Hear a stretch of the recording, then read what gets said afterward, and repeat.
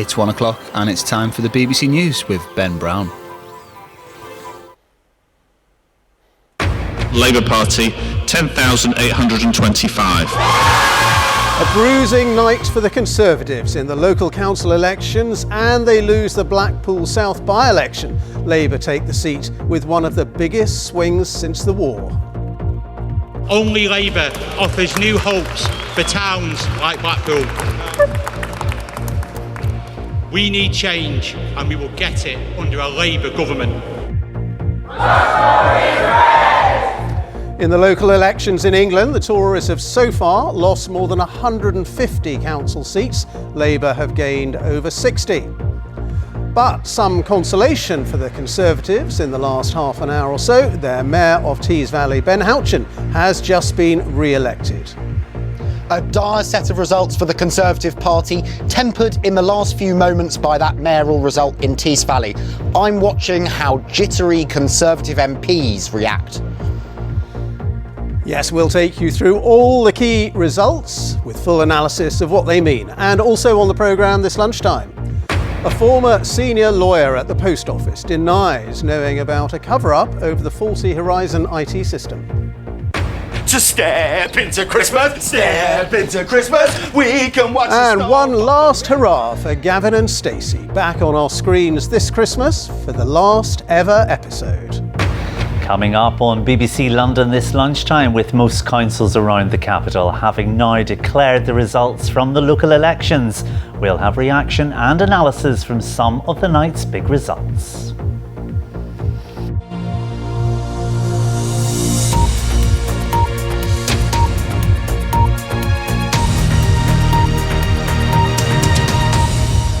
Good afternoon. Well, results are still coming in from the local council elections in England, but it is already clear the Conservatives have suffered heavy losses, while Labour have made big gains. Let's just show you the picture as it stands right now.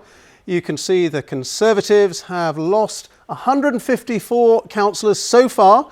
Labour have gained 63, and the Liberal Democrats, they are up 26. And in another blow, the Conservatives have also lost the Blackpool South parliamentary by-election. Labour have taken the seat comfortably, the Tories in a distant second place, just ahead of Reform UK. Well, the swing there from the Tories to Labour was 26%.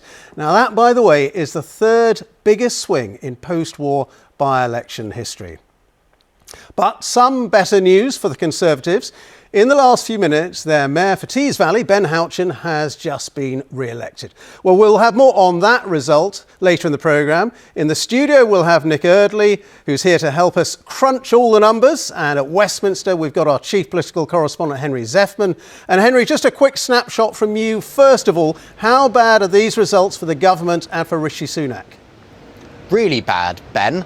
As it stands, and it is still early, the Conservatives have lost more of their council seats than they've held on to, and lost them to Labour in crucial general election bellwether territory, places like Thurrock in Essex or Redditch in the West Midlands, places where the Labour Party have gone backwards and the Conservatives have gained over recent years. That said, as I was watching those bad results come in for the Conservative Party and speaking to Conservative MPs, they were saying they were waiting for the results of those mayoral elections in the Tees Valley and the West Midlands. We're not getting the West Midlands until tomorrow, but as you were saying there, we've just had the result of the Tees Valley and the Conservatives have held on to it. Lord Houchen winning a third term there. This is where the statistical and the political perspectives diverge. If you speak to election experts, they say it doesn't really tell us that much, independent-minded candidate, about what will happen in a general election. But politically, because Conservative MPs were residing so much faith in that contest, that does help Rishi Sunak make an argument. He's already making it. He's saying that the voters of the Tees Valley said they wanted to stick with the plan, and he's now telling Conservative MPs and the public to stick with his plan. Henry, thank you. More from you later. Well, in the last hour or so, Rishi Sunak has said that it is disappointing to lose good, hard-working Conservative councillors. The Labour leader, Sir Keir Starmer, has said the Blackpool South result sent a message to the Prime Minister. Well, with all the latest from the counts today and overnight, here's our political correspondent, Hannah Miller. Finally, a result the Conservatives were hoping for. Ben Houchen remaining Tees Valley Mayor, a rare success on what has been a bleak night.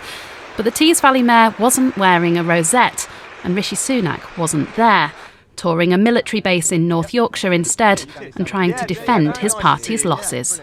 Obviously, it's disappointing to lose good, hard-working Conservative councillors, and I'm grateful to them for all their service in local government, keeping council tax low and delivering services for local people. But we've still got lots of results to come as well. And there are also things that I would point to. Harlow, for example, where Keir Starmer held a rally just on Wednesday saying that was a place that he had to win to be on track to win a general election. That hasn't happened. The Conservatives did deprive Labour of a win in Harlow, but they still lost 5 seats and are considering that a success. For Labour, the celebrations are much more widespread.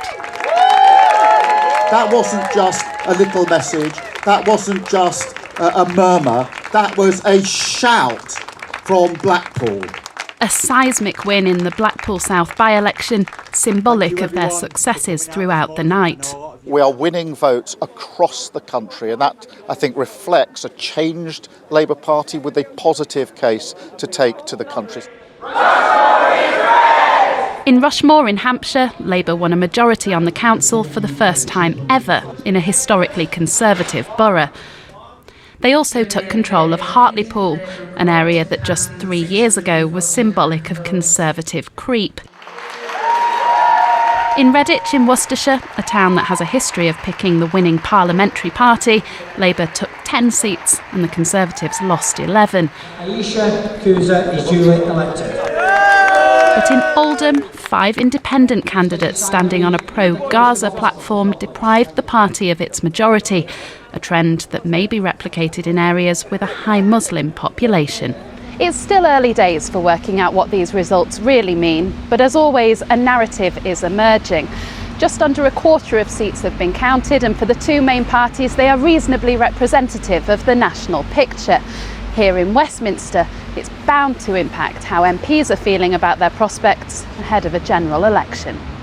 The Reform Party recording their best ever by-election result in Blackpool, almost pushing the Conservatives into 3rd place, will do little to calm backbench jitters. What's rapidly becoming clear is basically, as more people hear us about reform, we're becoming the real opposition to the Labour Party in the North, in the Midlands, in Wales. We're on the way up, and it's quite clear that the Tories are on the way down. The message from the Liberal Democrats is similar. They were still waiting for the results from many of their main targets. A lot of lifelong Conservative voters around the country are looking at this Conservative government and they do not recognise it anymore. They don't speak for them. They're absolutely appalled by the sleaze and scandal that continues to emanate from Westminster. The Greens may be on course for their best night ever, though again the key results aren't in.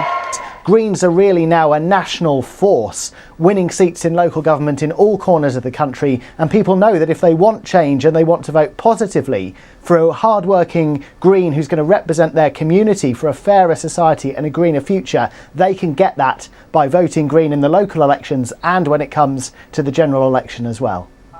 As the results continue to pour in through the afternoon and into the weekend, the parties will all be watching closely to see how they might fare in the general election to come. Hannah Miller, BBC News. Well, the results are still coming in. The counting's still underway. There's still a long way to go. Let's go for the very latest to Nick Eardley, our political correspondent, who's been crunching the numbers. Thank you very much, Ben. Yeah, let's start with the big picture of where things are so far with councils. 45 declared. This picture keeps changing, but there's a pattern emerging. Labour are doing well. They're up 66 seats there. As you can see, the Lib Dems are up 27. It's a really bad result so far for the Conservatives. They are on track to lose about half of their seats. Here's what it means in terms of changes in councils. Labour are up 4. The Conservatives have lost 3. But this graphic is the one that will be watched closely by the parties. It gives you a sense of what's changed since 2021 when these elections were last held. Look at that. The Conservatives down 14% there. That's a big drop. You can see Labour are the main beneficiaries, but the Lib Dems and the Greens and Reform are picking up votes too. Here's some interesting results.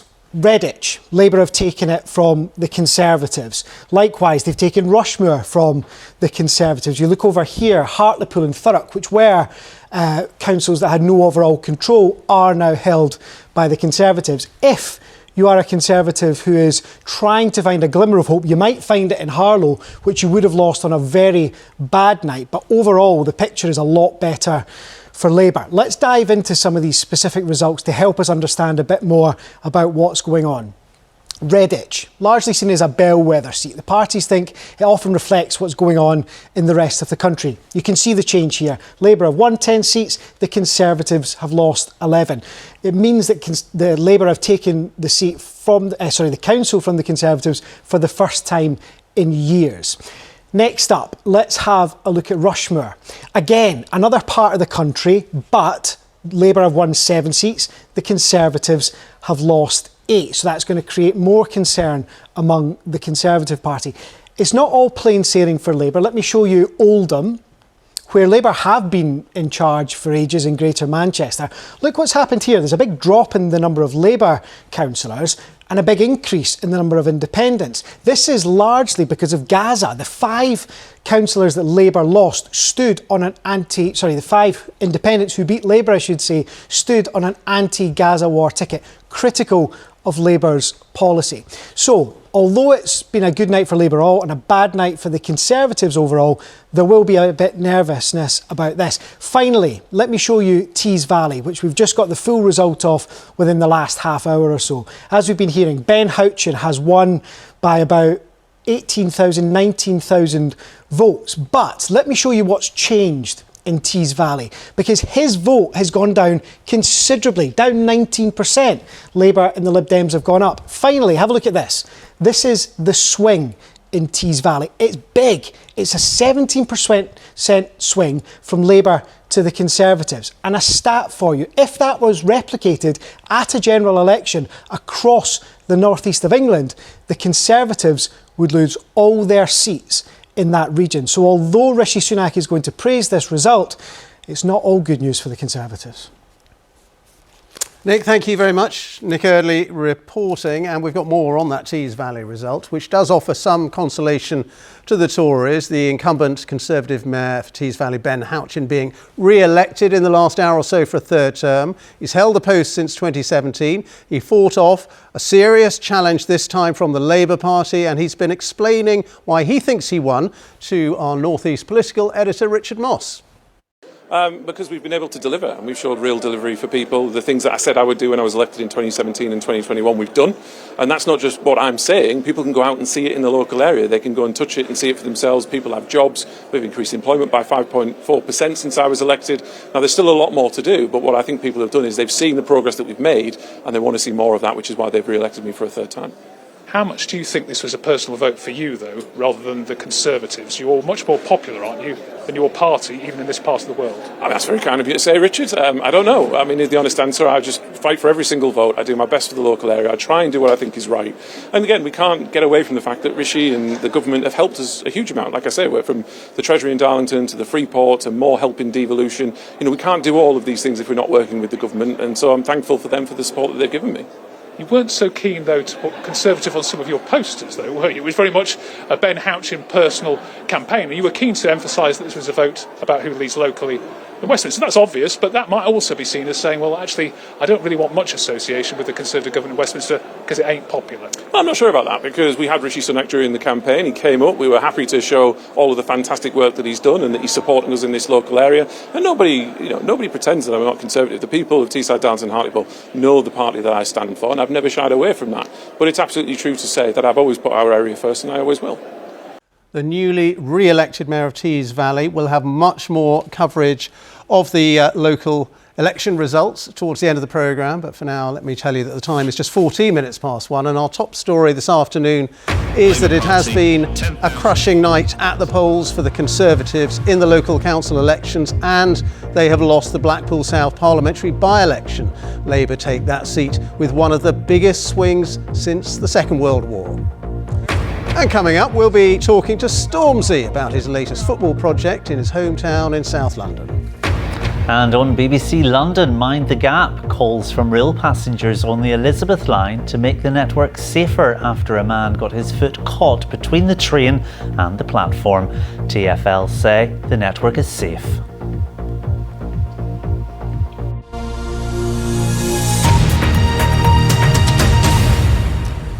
Other news now, and a former senior lawyer at the Post Office has denied a cover-up over the defects in the Horizon IT system that led to the wrongful prosecutions of sub-postmasters. Jarnail Singh is back for a second time, giving evidence today at the inquiry into the Post Office scandal. Well, it comes as the BBC has learned that a number of Post Office lawyers were aware back in 2010 that a leading expert on the IT system had given contradictory information. Alini Sivathasan has the story. The first solicitor told me to plead guilty for the lesser sentence. I wouldn't have accepted that anyway. It's like, why should I plead guilty for something I never done? Ahead of the trial, the Post Office put forward Fujitsu engineer Gareth Jenkins as an independent expert witness. He answered questions raised by IT expert Professor Charles McLaughlin, who had been chosen by Mrs. Misra's legal team to explore possible technical problems in the Horizon system. The BBC has seen an expert witness statement Mr. Jenkins wrote for the court dated October the 8th, 2010. In it, he said remote access was not possible. There were no cases where external systems could manipulate branch accounts without users being aware of what was happening and authorising the transactions. So this says to me that I, as a sub-postmaster, can absolutely trust that nobody could ever possibly change something in my branch. And if they were going to change it, I would be aware of it and would formally authorise it. But Professor McLaughlin didn't know that in late September, Mr. Jenkins had written an internal report about a bug in Post Office branch accounts. He had suggested remotely altering data to fix it, and a meeting was then set up between Fujitsu and Post Office representatives to discuss options. A memo about the meeting said that sub-postmasters did not know about the bug. But if they did know, it could have potential impact upon ongoing legal cases and could give branches ammunition to blame Horizon for future discrepancies. It added that questions about tampering could arise from remotely accessing data without informing the branch. On October the 8th, 3 days before Seema Misra's trial, Post Office lawyers received the memo and Mr. Jenkins's expert witness statement. But the documents contained very different information about remote access. The court received Mr. Jenkins's witness statement, but not the memo. Barrister Paul Marshall has represented many sub-postmasters. He says that by law, this information should have been disclosed. Not only would it have stopped in its tracks Mrs. Misra's prosecution, it would have effectively brought an end to all Post Office prosecutions at that time. Instead, Seema Misra was convicted of stealing £70,000 and was sent to prison while pregnant. Seeing it black and white, it hurts because they could have stopped this ages ago. But they decided not to. It makes me more and more angry toward the system and the culture they've been following. Mr. Jenkins is being investigated by the police. A lawyer for him said he did not want to comment at this stage. The Post Office said it remained focused on supporting the ongoing inquiry. Nalini Sivathasan, BBC News. Well, that inquiry into the Post Office scandal is continuing today, and our correspondent Zoe Conway is there for us right now. Zoe, what's been happening there this morning? Well, it's been rather a bruising morning for Jarnail Singh, the former senior lawyer at the Post Office. He's been accused this morning by the lead counsel to the inquiry, Jason Beer KC, of lying. of having guilty knowledge, of false evidence and of cover-up. And at the heart of these rather brutal exchanges is this question: why does Mr. Singh maintain that he didn't know in 2010 of the existence of a Horizon software bug known as the payments and mismatch bug? Why does he maintain that when he was sent an email about the bug that year? And he says that he doesn't remember seeing the email. Now, the reason why this matters is because that was the year that the former sub-postmistress, Seema Misra, was sent to prison whilst pregnant. And the existence of the bug was not disclosed at her trial. That meant that her defence was denied the opportunity to argue that the bug could have been responsible for the £70,000 shortfall. He said today that he was not responsible for disclosing the bug at her trial, and he said that he was sorry that she had suffered and said he was sorry for the damage we caused. OK, Zoe, thank you very much indeed. That's Zoe Conway reporting.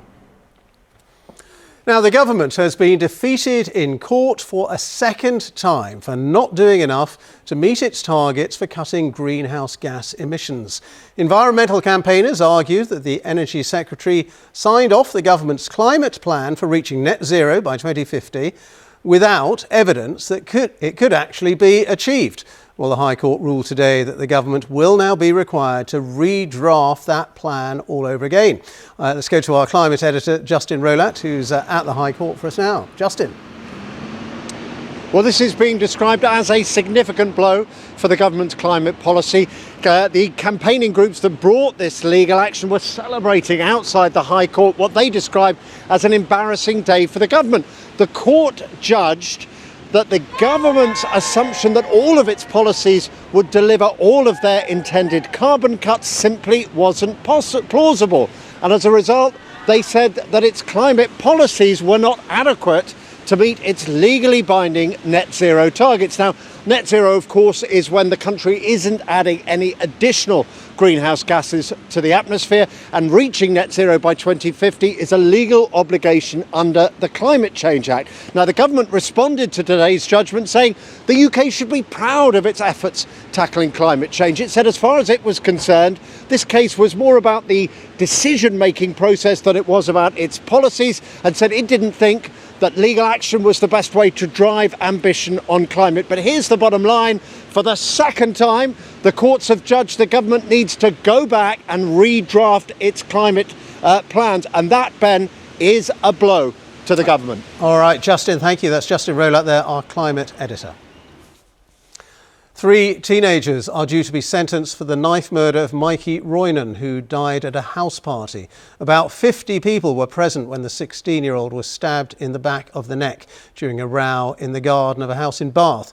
In June 2023, the boy found guilty of murder had admitted stabbing Mikey during the incident, but said he acted in self-defence. The other 2 were found guilty of manslaughter. They can't be named for legal reasons.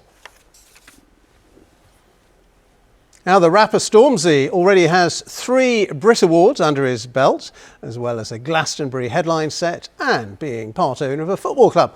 Well, now he's revealed his latest project, a community centre for people in his hometown of Croydon. Our sports correspondent Esther McGregor has been there. I was a goalie and everyone laughs when I say that. Listen, everyone laughs, couldn't bro. play is who we put in goal. Nah, well, to be fair, I don't, but you know, like, maybe that's my truth. There it is, man. This is you. This is Stormzy. This is it. Sport has always been close to the rapper's heart, and so too the memories of growing up in South London. Both played a vital role in this, his latest project. Make a football pitch for the youths. Can we build something for the youths? And we ended up making this incredible, which I still can't even believe. All right, here we go. Let's see. I want to see a good matchup. A state-of-the-art facility with football pitches, a recording studio, and a gaming centre. I can't lie, when I walked in here the first time, I was like, nah, this is sick.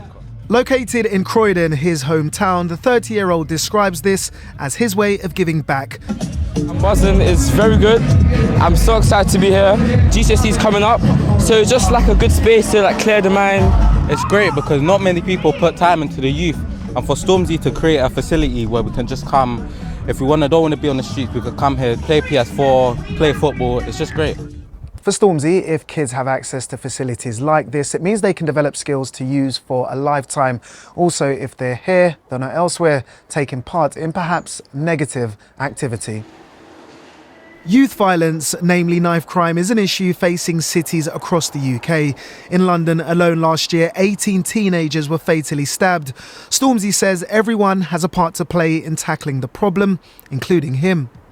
You grew up not far from here. The fact that you've now left this for the community, how does that rank amongst like some of your accolades? It's up there. I don't say it just to say it. I say it in like the most genuine way, because I think things like this, especially when it's tangible, it's just what it does for the spirit and the soul is just you can't even describe it. A Chinese spacecraft has taken off in the last few hours, aiming to become the first mission to collect rock and soil samples from the so-called dark side of the moon, which isn't visible from Earth. It's an uncrewed aircraft, but it could pave the way for China's ambitions to put a person onto the moon by the year 2030. The 53-day mission aims to bring around 2 kilograms of lunar samples to Earth for analysis. Now, there is good news today for fans of Gavin and Stacey. The sitcom is going to return for a finale on BBC One this Christmas. The last episode in 2019 ended on a cliffhanger, with Nessa proposing to Smithy while writing on Instagram. The former talk show host James Corden confirmed he has written the last episode with co-creator Ruth Jones. As Thomas Morgan now reports. I loves you. With all my heart. 5 years ago, almost 19 million watched on as Nessa put it all on the line. Will you marry me? A finale had been rumoured for some time, but back in February, the show's writer and cast member Ruth Jones brushed it off. Today, however, in a social media post along with fellow star James Corden, confirmation that cliffhanger will finally be resolved. Much to the delight of the show's fans in Barry Island. I'm so excited! I'm just excited to find out what's occurring. Do you think it's a yes? I hope so. And let's hope they have a nice big curry after. The show's premise revolves around the two lovers, Essex-born Gavin and Welsh Stacey. But the role of the supporting cast brought the show a cult status across the UK. Based mostly around the beach, the slot machines and the ice cream parlours of Barry Island, the show won multiple awards, with that historic proposal winning itself a BAFTA voted on by the public in 2020. Gavelering Dini! Those catchphrases Oh, what's occurring?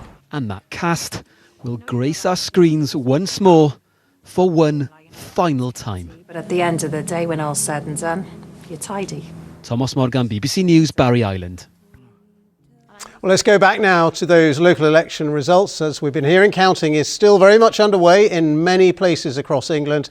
Let's return to Nick Eardley, our political correspondent. And Nick, what especially should we be looking out for now? Some really important races over the next few hours and into tomorrow that will give us a sense of where the country's at. In the next few hours, watch for the mayor races in the East Midlands. I can tell you in the last few minutes, Labour have said they think they're going to win the East Midlands comfortably, but watch that result.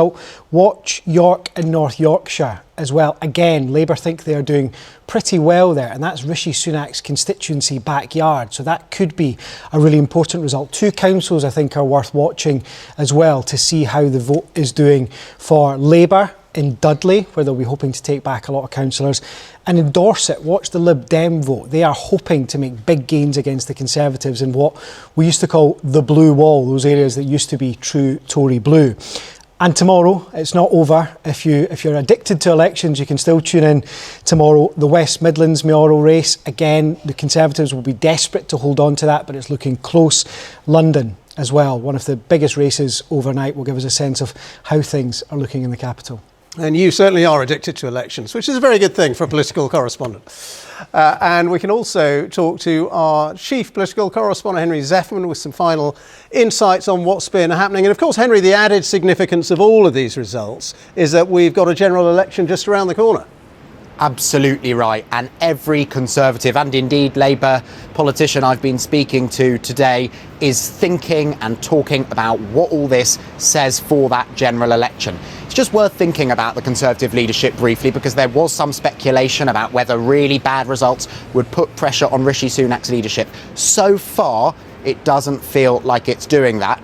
To give you a flavour, I was just speaking to one influential Conservative who said to me that they didn't think there'd be a challenge to Rishi Sunak because on the strength of these results, the Conservatives are on course for a trashing at the general election, but not extinction, is how they put it. That's how some Conservatives are thinking. Rishi Sunak, of course, will be much more bullish when we hear from him today, talking about that success in the Tees Valley, and the Conservatives are pretty optimistic about success in the West Midlands tomorrow. But look, the bigger picture is that the Conservatives are still doing as badly as they were at the local elections last year, perhaps even slightly worse, and those provoked a big bout of concern among the Conservative Party. Sometimes, when parties do badly at local elections, leaders say, well, they're just mid-terms.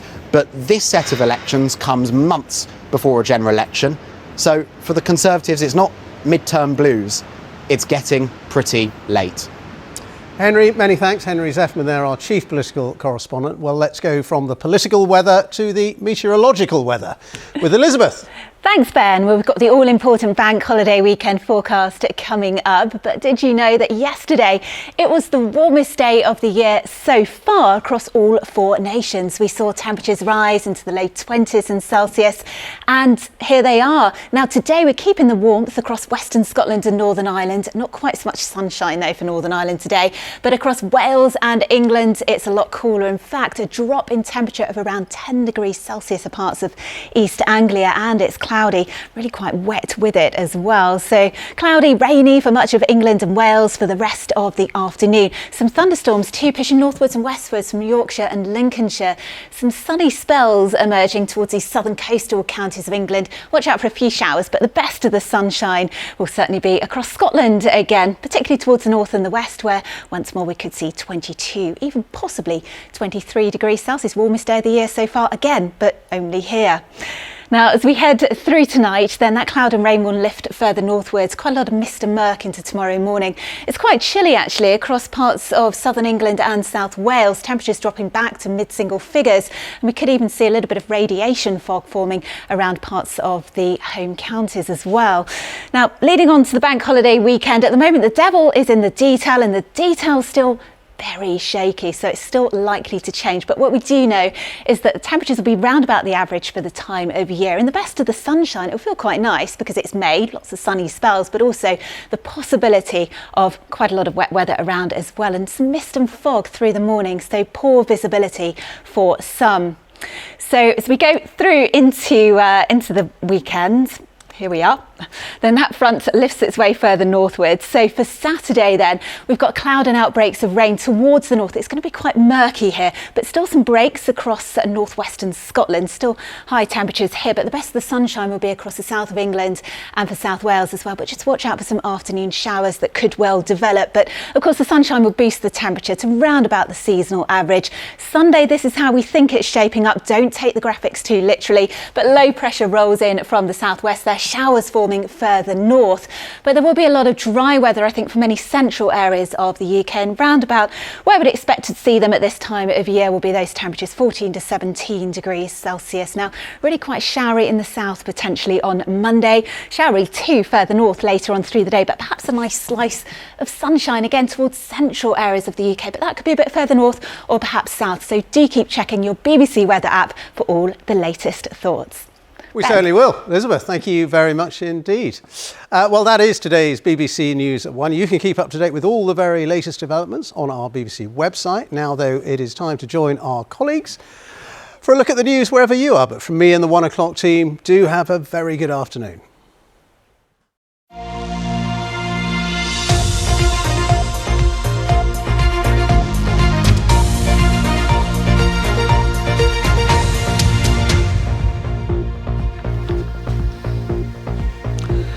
Good Good afternoon and welcome to BBC London. I'm Thomas McGill. More reaction now to the local elections from around London, and the Conservatives took some big hits in some areas overnight. In Harlow, they just about scraped through, holding on to control with a reduced majority of one seat. In Berkshire, Labour kept control of Reading Borough Council, but it wasn't all bad news for the Tories. They held on to Broxbourne in Hertfordshire. With more from Essex, here's our political reporter, Simon Dedman. Well, counting continues across Essex this lunchtime. Here in Basildon, so far it's looking like the pattern we've seen last night repeating itself, of Labour doing well. They've picked up all 3 seats in a marginal ward of Pitsea South East, and the Conservatives have been losing seats to independents. One senior Conservative described it as looking bad for them, and it looks like the authority could be heading towards no overall control. Conservatives possibly still the largest party, but they might be locked out of power by Labour and independents. Over in Castle Point, so far the Conservatives haven't won any seats thus far. They've all been picked up by independents. Well, later today, Labour are going to be holding a celebratory rally after their landslide win in Thurrock, the council, which of course has been indebted because of investments that have gone wrong under the Conservatives' watch, and they were punished by voters in these local elections. But there has been some wins for the Conservatives. They've managed to hold on to Harlow by a really tight margin. Labour were expecting to win that seat. Keir Starmer even describing it, along with Thurrock, as one of Labour's real targets. He went there the day before polling day, but that wasn't enough to get Harlow across the line. That will be of some concern, especially as that seat is a classic bellwether in the general election. But we will be bringing you more of the results later on BBC London this evening. And there will be more results coming in across the day from around London. Tune in to your local BBC radio station and the BBC News app for all the very latest. In other news, a man has been arrested for a public order offence after a member of staff from a coach which was due to transport asylum seekers out of London was caught verbally abusing a protester. It happened during an incident yesterday when police clashed with protesters in Peckham over the planned move to the Bibby Stockholm barge in Dorset. Passengers on the Elizabeth line say a gap between the train and some of the platforms in West London is dangerous. It comes after one man broke his foot getting off a train at Ealing Broadway. TfL says the platform meets safety standards. Our transport correspondent Tom Edwards reports. I mean, look at this gap. It's just ridiculous. This is a modern £19 billion railway system, and we have that. This is a brand new station, and we have that, right? Getting on's difficult, getting off is even more dangerous, right? Somebody's going to fall there, bang their head and die. Eric Leach broke his foot getting off an Elizabeth line train here at Ealing Broadway. He says the drop is too high and dangerous, especially in rush hour. I was initially shocked to see what a big drop it was, and there were people trying to get on as people trying to get off. Lost my balance, came down, hit the deck, broke my foot, smashed up my knee. Had to be taken with a wheelchair and a taxi home, and went to hospital, x-ray, broken bone in my left foot, and I spent 8 days on the sofa, couldn't get upstairs. Thank God I had a downstairs toilet, and I just think this is absurd. On the central section of the Elizabeth line, there is level boarding from the platform to trains. Mind the gap between the train and the platform. But in outer London, at some stations, that isn't the case. Platforms here are older and owned by Network Rail. And at some stations, like Ealing Broadway, there's a drop. Transport for London says 3 accidents involving gaps have been reported to them since the Elizabeth line opened. My concern is that had I hit my head, I could have killed myself, right? But mums with buggies, people with heavy luggage, disabled people, it doesn't work. It just doesn't work. And as I said, 19 billion's worth of bespoke train and a brand new station. Gaps on new platforms should meet certain safety standards. The height from the platform to the train shouldn't be more than 23 centimetres and the horizontal gap shouldn't exceed 27. And while this vertical gap seems larger, the regulator says with old platforms, the costs of reducing the gap should be balanced with the risk. They either got to raise the platform or lower the track. Transport for London says it's sorry about this incident and says the gap does comply with safety standards, although it recognises older stations can have a larger gap. It says it's working to ensure all of its stations are accessible. Until something changes though, Eric won't be using the Elizabeth line. Tom Edwards, BBC London. Now, Sadler's Wells will host a celebration of hip-hop culture this weekend with DJs, graffiti artists and some of the world's best dancers. We caught up with Londoners Johnsy D and Ivan Michael Blackstock during final preparations. I demand loud noise from the audience. So for all those people that have been sleeping under a rock and don't know anything about hip-hop culture, the dances in hip-hop, breaking, you've got popping, you've got crump dance, you've got locking, and they're all slightly different. So my name is Ivan Michael Blackstock. I'm an artist and creative director, and I'm performing on Saturday, the 4th of May, with my work Trap Lord. Back in 2015, I was in a sensitive place, and what I wanted to do is to gather some young men together who I also felt this strong connection with, that felt that they were kind of dealing with some, internal struggles.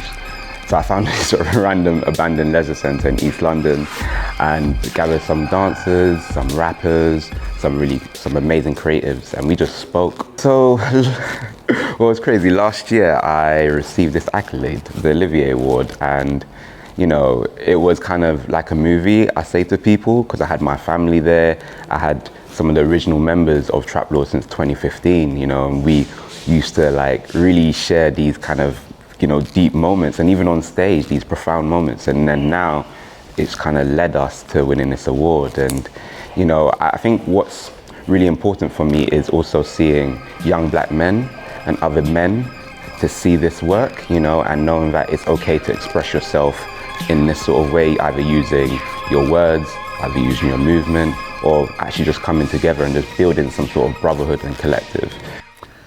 And that takes us to the weather with Kate.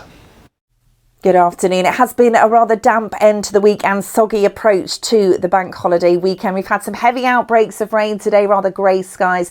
This afternoon we'll gradually start to see it become a little drier and a little brighter. Now further north you're likely to hang on to that cloud, still one or two showers, but further south much drier, and we'll start to see some brighter spells, even a bit of sunshine by the end of the day. Temperatures though significantly chillier than yesterday at 14 Celsius. Overnight any remnants of that cloud will clear away, so overnight it's dry, it's clear. The wind lights, we could see some mist and fog forming by Saturday morning. Minimum temperature chilly at 4 Celsius. Now once any mist lifts, we'll start to see some sunshine tomorrow. A bit more cloud edging in as we head through the afternoon, coming up from the south, and that brings the chance of a scattered shower. Temperatures tomorrow a little less chilly than today at 17 Celsius. Now as we head into Sunday, similar start, we've got some sunshine, chance for shower in the afternoon, and then some rain pushing in as we head into the evening and overnight into Bank Holiday Monday. Now it is going to be quite an unsettled bank holiday. We'll see some spells of rain. Temperatures across the weekend though staying fairly similar in the mid-teens. As we head to Tuesday, high pressure builds and temperatures gradually get warmer by the end of next week. And that's it from me. Just a reminder that counting won't start until tomorrow in the race for Mayor of London. We'll be back at 6:30 with more reaction and analysis to those local election results. But for now, have a lovely afternoon. Bye bye.